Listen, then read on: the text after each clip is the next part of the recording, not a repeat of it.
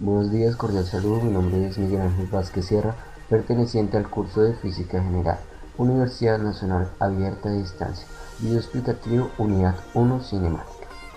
La introducción del anexo encontrado en la guía nos indica que tenemos que encontrar el valor para las dos variables que se tomarán más adelante en los siguientes ejercicios, los cuales se obtienen al sumar nuestros números de la cédula o documento de identificación. El primer valor de la variable es 27 y a continuación se nos indica que el valor de gamma será el número del primer dígito del anterior, es decir, de 27 el primer dígito es 2, por lo tanto el valor de gamma será 2. Primera parte de análisis de gráfica. A continuación, explicación del simulador Colab. Para comenzar el desarrollo del primer simulador, tenemos en cuenta la velocidad que se nos indica en el ejercicio, que es igual a la variable gamma que principalmente desarrollamos. Por lo tanto, la velocidad es 2 metros sobre segundo. Al darle inicio, el simulador nos empieza a mostrar la velocidad o el movimiento de este cuerpo con la velocidad que establecimos. En la parte de abajo, en la parte izquierda, se nos demuestra una gráfica de velocidad que es expresada en metros sobre segundo sobre el tiempo que se está recorriendo este cuerpo. Y en la siguiente parte observamos el desplazamiento que está teniendo el cuerpo, en este caso una moto, un conductor, sobre el tiempo. A simple vista podemos observar dos cosas: que el movimiento es un movimiento rectilíneo de forma uniforme, ya que la velocidad en la gráfica que se nos muestra no está cambiando ni está teniendo una aceleración, es decir, que es un movimiento rectilíneo uniformemente. También podemos observar que el desplazamiento, entre mayor sea el tiempo, el desplazamiento es mayor, debido a lo mismo que anteriormente se estableció, que es un movimiento de velocidad rectilínea uniforme. Desarrollado y analizado el simulador del movimiento, se nos indica que representemos en dos tablas los datos que obtuvimos. La primera tabla nos indica el tiempo sobre el desplazamiento que realizó el cuerpo objeto. En el primer segundo tuvimos un desplazamiento de 2 metros. En el segundo número 2 obtuvimos un desplazamiento de 4 metros. Por lo tanto, podemos deducir a simple vista que es un movimiento constante, ya que se está teniendo un parámetro que se está repitiendo: 2, 4, 6, 8, 10, 12 y 14 metros en el desplazamiento. En la siguiente tabla se nos indica que la velocidad versus el tiempo, es decir, la velocidad que se nos da es de 2 metros sobre segundo, que es la velocidad inicial que tuvimos y es representada en el primer segundo. En el segundo número 2 obtuvimos la misma velocidad, en el segundo número 3 obtuvimos la misma velocidad. Solución a las preguntas. Primera pregunta: el movimiento descrito por el motociclista, es decir, por el cuerpo, ¿es rectilíneo o uniformemente acelerado? Rectilíneo significa que está creando un movimiento que no tiene una aceleración, la velocidad, y se mantiene de forma constante. Y uniformemente acelerado es que mantiene una velocidad pero con aceleración. Por lo tanto, y analizar el simulador, como se explicó anteriormente, es un movimiento uniformemente rectilíneo, ya que su velocidad es constante y su trayectoria se representó en una línea. Se pregunta cuál es el valor de la aceleración para este movimiento. Al ser un movimiento uniformemente rectilíneo, no posee aceleración, ya que la velocidad es constante. Por lo tanto, la aceleración es igual a la velocidad inicial, o sencillamente se explica que es una aceleración nula, ya que no la posee. ¿Cuáles son las ecuaciones del movimiento que describen este movimiento rectilíneo uniforme que realiza el motociclista? Las ecuaciones que representan lo que se graficó y lo que se observó en el simulador son: primero, la ecuación que define la velocidad. La ecuación que define la velocidad nos dice que la velocidad del movimiento es igual a la velocidad inicial, que sería igual a la constante, ya que no tiene una aceleración. Es decir, que en este caso la velocidad inicial es de 2 metros por segundo, que sería constantemente durante todo el movimiento. La segunda ecuación que se tomó en cuenta en el simulador es la ecuación de la posición de un movimiento rectilíneo uniforme. Es expresada porque el desplazamiento es igual al desplazamiento inicial más la velocidad por el tiempo. Es decir, que el desplazamiento inicial siempre será, en este caso, 0, se inició desde un punto 0, con la velocidad que es constante de 2 metros por segundo sobre un tiempo, ya sea 1 segundo, 2 segundos o 3 segundos. La tercera ecuación que se demostró es la ecuación de la aceleración, pero recordemos que hacer un movimiento rectilíneo uniforme, la aceleración es nula, por lo tanto su valor o movimiento es 0. Para el segundo punto se tiene en cuenta la definición del movimiento parabólico, y a continuación se explica el desarrollo del simulador. Este es el simulador que se nos indica la guía del movimiento parabólico.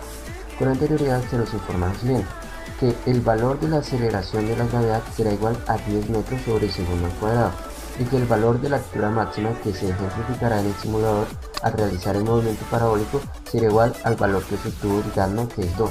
Por lo tanto, en la tabla de equivalencia que se nos brinda, se indica que la altura máxima que se podrá obtener será 20 metros. Una vez definidos los datos anteriores, se da inicio a la simulación. Como podemos observar, el simulador nos está ejemplificando un movimiento parabólico por la parte izquierda, y como podemos observar en la parte derecha se nos ejemplifica la altura máxima sobre cierta cantidad de ángulos que ejemplifican estos movimientos. Una vez realizado el simulador del movimiento parabólico, en la guía se nos indican las siguientes ecuaciones. Por el eje X tenemos la ecuación del desplazamiento, la de la velocidad, la de un ángulo, el tiempo de vuelo, la altura máxima y el alcance máximo, que serían ejemplificadas en tiempo de vuelo, altura máxima y alcance máximo. Una vez desarrollada la simulación, la guía nos indica como primer ejercicio que obtengamos los siguientes datos por medio de las ecuaciones: el desplazamiento máximo, la altura máxima y el tiempo de vuelo en cierta cantidad de ángulos establecidos. Para la altura máxima se tiene en cuenta la variable de la velocidad inicial, que es 20 metros sobre segundo, como se especificó en el simulador, sobre el seno de 2 veces el ángulo que se encuentra en la parte izquierda, sobre la aceleración gravitacional que se nos explicó en la guía, que es 10 metros sobre segundo al cuadrado. Especificados los datos que requieren las fórmulas, se dispone a hacer la solución del primer ejercicio. Para el ángulo 0 se supone que es el ángulo de punto de inicio del movimiento. Por lo tanto, observamos que por método deductivo pues no va a haber ningún desplazamiento, ninguna altura, ningún tiempo de vuelo, ya que es el punto de inicio y el objeto se encuentra quieto. Para los siguientes ángulos ya se realiza el movimiento. Por ejemplo, en el ángulo de 15 grados se tiene un desplazamiento máximo de 20 metros, con una altura máxima de 1,33 metros y un tiempo de vuelo de 1,03 segundos. Esto quiere decir que entre menor sea la altura, ya desde acá podemos deducir, menor será el tiempo de vuelo que tenga, ya que el objeto no se mantiene mucho tiempo en el aire y esto reduce el tiempo de vuelo. Al desarrollado lo anterior, la primera pregunta nos indica cuál es el desplazamiento máximo para un ángulo de 60 grados. El desplazamiento máximo para el ángulo de 60 grados nos correspondió a 34,64 metros. Nos indican que representemos cuál fue este movimiento en la simulación. Por lo tanto, tenemos que el movimiento de 34,64 metros es una línea de color verde claro. A partir de la gráfica de la altura máxima versus el ángulo, ¿qué se puede concluir de esto? Bien, podemos concluir dos cosas: que al aumentar el ángulo la altura aumenta, pero solamente hasta 90 grados. Recordemos que un movimiento parabólico simula el movimiento de un círculo. Por lo tanto, cuando se llegue a la altura máxima, este tendrá a devolverse, cumpliendo la circunferencia. Por lo tanto, hasta 90 grados, entre mayor sea el ángulo, se aumentará la altura hasta llegar a la altura máxima. Una vez se pase los 90 grados, la altura tendrá y obligatoriamente disminuirá.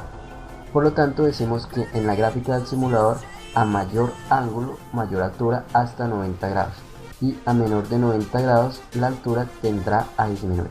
Pregunta: ¿cuál fue el ángulo de lanzamiento que tuvo mayor tiempo de vuelo y el menor? Como dijimos anteriormente, cuando aplicamos las ecuaciones del desplazamiento máximo, altura máxima y tiempo de vuelo, deducimos que a mayor grado, mayor altura alcanza un proyectil. Por lo tanto, deducimos que si alcanza mayor altura, tiene más tiempo en el aire. Por lo tanto, el ángulo de 90 grados, al ser el máximo, recordemos que es un movimiento parabólico y hasta 90 grados se alcanza la altura máxima, tiene un tiempo de vuelo de 4 segundos, ya que alcanzó la altura máxima. Y siguiendo esta lógica, al menor ángulo, pues tiene el menor tiempo de vuelo. Obviamente descontando el ángulo 0, ya que es el ángulo inicial, y se tiene que el ángulo que obtuvo menor tiempo de vuelo fue de 1,03 segundos, fue el de 15 grados, que alcanzó una altura máxima de 1,33 metros. De este ejercicio podemos concluir dos cosas: que a mayor grado mayor será la altura y por ende será mayor el tiempo de vuelo. También podemos concluir que hasta 90 grados se completa un ángulo recto, por lo tanto a partir de un ángulo mayor de 90 la altura disminuirá, también disminuyendo el tiempo de vuelo. Esta sería la relación del movimiento parabólico, ya que se complementa por una circunferencia. Bien, esto ha sido toda la explicación del desarrollo de los dos simuladores. Mi nombre es Miguel Vázquez, muchas gracias por su atención.